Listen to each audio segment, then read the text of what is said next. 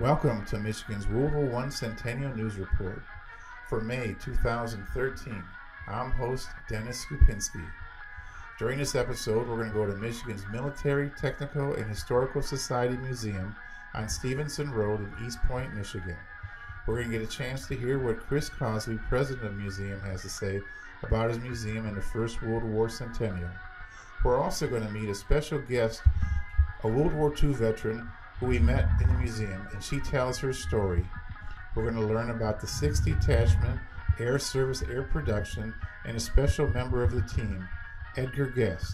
And finally, we're going to learn about the WW1 Commemorative Coin, which will be minted and produced in the year 2017. H.R. 4107 will allow the U.S. Mint to produce up to 350,000 silver dollars that will be issued in the calendar year of 2017 to mark the centennial of the entry of the United States into the First World War. The U.S. formally declared war against Germany on April 6, 1917. Typical of other modern commemoratives, the WW1 coins will be struck to both proof and uncirculated condition from 90% silver and 10% copper with standard specifications to include a weight of 26.73 grams and a diameter of 1.5 inches. The terms of the Act do entail a departure from a typical design process for the commemorative coin. Instead of a U.S. Mint artist creating the design for review and selection, a public design competition will be held with the winner selected by an expert jury chaired by the U.S. Treasury Secretary and 3 members of the Citizen Coinage Advisory Committee. A $10 surcharge on the sale of each World War I silver dollar will be collected by the U.S. Mint and forwarded to the World War I Memorial Foundation. This will be for the restoration and rededication of the monument, which is now the District of Columbia War Memorial. It will soon become the National and District of Columbia World War I Memorial.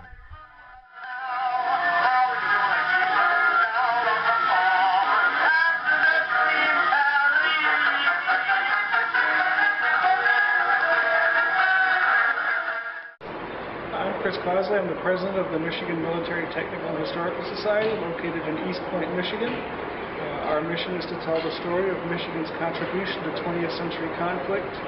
We tell the story of the role of Michigan's people in World War I, World War II, Korea, Vietnam, and all the way through the current day. Next year, 2014, will be the 100th anniversary of the beginning of World War I. And our intention is to do something here at the museum to celebrate and chronicle the role that Michigan played in the Great War. The museum has a number of interesting displays from the First World War up until the present, but we're going to focus today on the First World War displays. The most interesting and unique is the Michigan State Troops. This was an organization that was formed April 17, 1917. The Michigan State Troops were designed to serve within the state of Michigan at the discretion of the governor. They were equipped with leftover equipment from the U.S. Army and the Michigan National Guard. The unit was designed to fill the gaps left by the Michigan National Guard as they were being federalized and shipped overseas. These units could be used to protect important installations and also help the governor out whenever there was an emergency. In fact, the Michigan State Troops are still in existence today.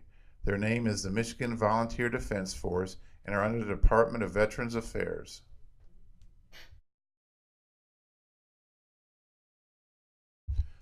As we come to another display case, we see a doughboy's uniform, the helmet and the tunic.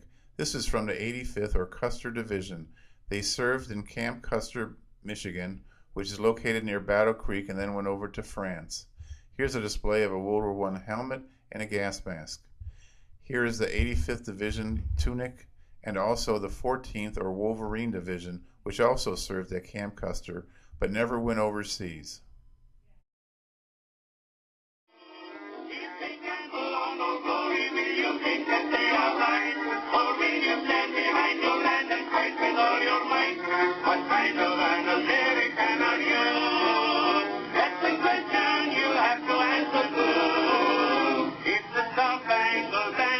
Don't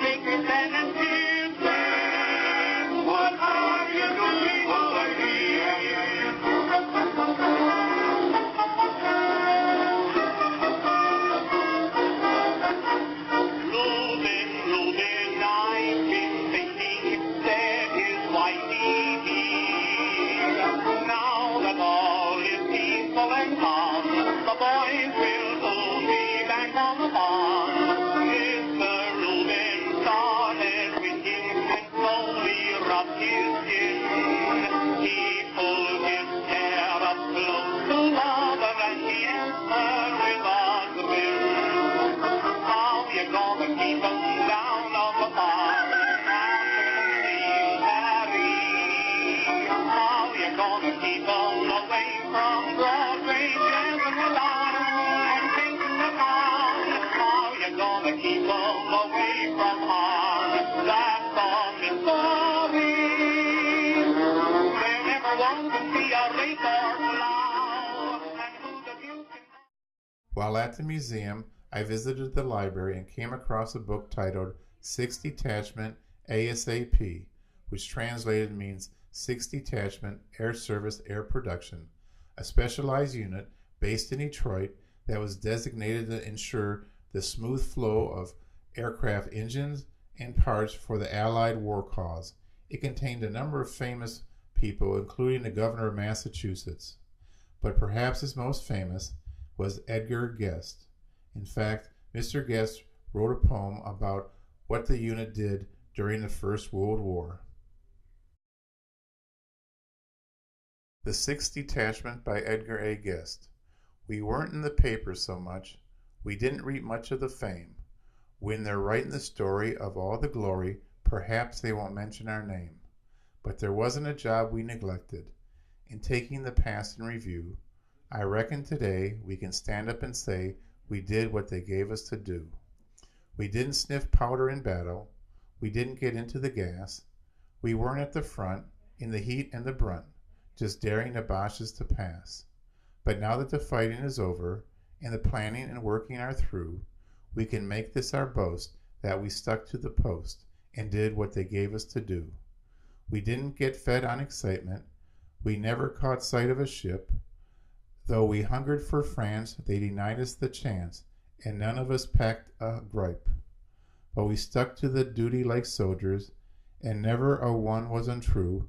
We missed all the fun of the war with the Hun, but we did what they gave us to do. One display that the visitor to the museum should not miss is that of the Willow Run Air Base. Willow Run during World War II trained air cadets on how to fly.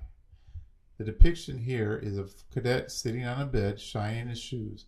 It shows a number of personal items around him, one a pillow cover for the Willow Run Air Base. Also a foot locker loaded with personal items. While there, we met World War II veteran Mildred Kelly, and she tells her story. My name is Mildred Kelly.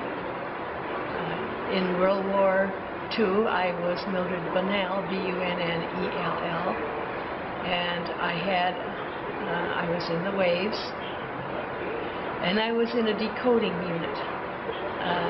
Our unit got a commendation because we were instrumental in stopping the war in Japan. And I can remember the exact time when we would have earned that honor.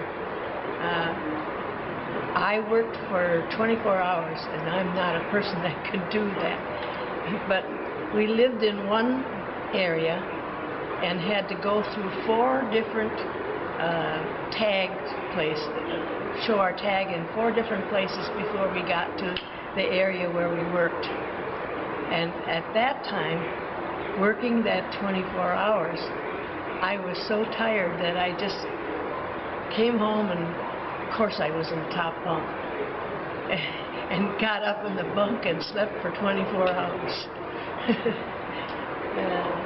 But that's the only important thing I ever did, but I was glad to do it. The museum is also hosting a temporary display, that is, the Walk of Honor World War II memorial bricks that are part of the fundraising operation for Michigan's World War II Memorial, which will be located on 13 Mile and Woodward. Once the funds have been raised and the construction is completed, these bricks will be laid at the base of the World War II Memorial.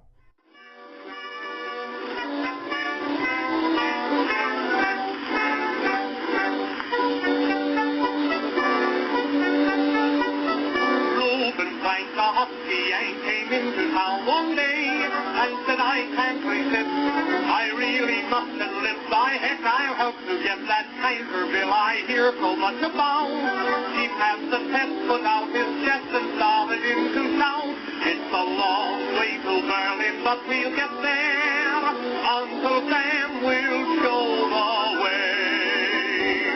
Over the line and across the Rhine, shouting hip hip hooray. We'll sing Yankee Doodle under the linden with some real life Yankee pep. It's a long way